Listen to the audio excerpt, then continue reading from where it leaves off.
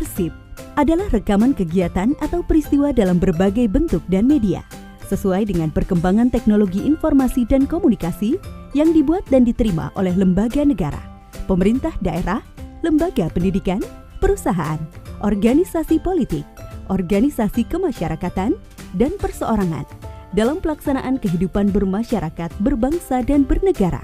Secara fungsi, arsip dibagi menjadi dua, yakni arsip dinamis dan arsip statis. Arsip dinamis adalah arsip yang digunakan secara langsung dalam kegiatan pencipta arsip dan disimpan selama jangka waktu tertentu. Sedangkan arsip statis adalah arsip yang dihasilkan oleh pencipta arsip karena memiliki nilai guna kesejarahan, telah habis masa retensinya, dan berketerangan dipermanenkan, yang telah diverifikasi baik secara langsung maupun tidak langsung oleh Arsip Nasional Republik Indonesia atau disingkat ANRI dan atau lembaga kearsipan. Adapun yang dimaksud dengan pencipta arsip dinamis adalah pihak yang mempunyai kemandirian dan otoritas dalam pelaksanaan fungsi tugas dan tanggung jawab di bidang pengelolaan arsip dinamis. Pencipta arsip ini terdiri atas lembaga negara, pemerintahan daerah, perguruan tinggi baik negeri maupun swasta yang dibiayai APBN atau APBD dan atau bantuan luar negeri serta BUMN dan BUMD. Lalu, apa kegunaan arsip dinamis ini? Arsip dinamis ini bisa digunakan untuk memenuhi kepentingan dalam kegiatan perencanaan, pengambilan keputusan, pengawasan, layanan publik, perlindungan hak, dan sebagai alat bukti. Selanjutnya, bagaimana arsip dinamis ini dikelola? Pengelolaan arsip dinamis merupakan proses pengendalian arsip secara efisien, efektif, dan sistematis yang dilakukan melalui penciptaan, penggunaan, dan pemeliharaan, serta penyusutan arsip. Untuk mendukung pengelolaan arsip yang efektif efisien, pencipta arsip membuat tata naskah dinas, klasifikasi arsip, sistem klasifikasi keamanan dan akses arsip, serta jadwal retensi arsip. Lalu, bagaimana proses pengelolaan arsip dinamis dilakukan? Pertama, melalui penciptaan, yang meliputi pembuatan dan penerimaan. Pembuatan dan penerimaan ini meliputi registrasi dan distribusi. Kedua, penggunaan dan pemeliharaan. Penggunaan akses arsip dinamis ini dilakukan untuk kepentingan internal pencipta arsip dan kepentingan publik. Sedangkan pemeliharaan meliputi pemberkasan arsip aktif, penataan arsip inaktif, penyimpanan arsip, dan alih media arsip. Pada saat pemberkasan, arsip disimpan ke dalam central file pada unit pengolah.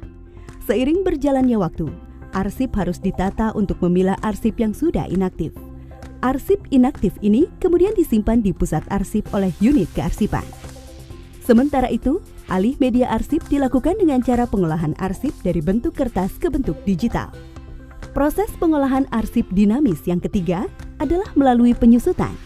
Ini adalah kegiatan pengurangan jumlah arsip dengan cara pemindahan arsip inaktif dari unit pengolah ke unit kearsipan, pemusnahan arsip yang tidak memiliki nilai guna, dan penyerahan arsip statis kepada lembaga kearsipan.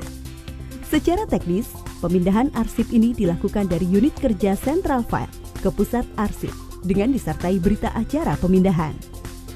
Dalam pemusnahan arsip ini, ada prosedur yang harus dilakukan, meliputi pembentukan panitia penilai arsip, penyeleksian arsip, pembuatan daftar arsip usul musnah, penilaian oleh panitia penilai arsip, permintaan persetujuan dari pimpinan pencipta arsip, penetapan arsip yang akan dimusnahkan, dan pelaksanaan pemusnahan dilakukan secara total, baik fisik maupun informasinya. Disaksikan sekurang-kurangnya oleh 2 pejabat dari unit hukum dan pengawasan dari lingkungan pencipta arsip yang bersangkutan, disertai penandatanganan berita acara pemusnahan. Pemusnahan arsip adalah kegiatan yang sangat krusial, sehingga harus dilakukan secara hati-hati berdasarkan prosedur yang benar.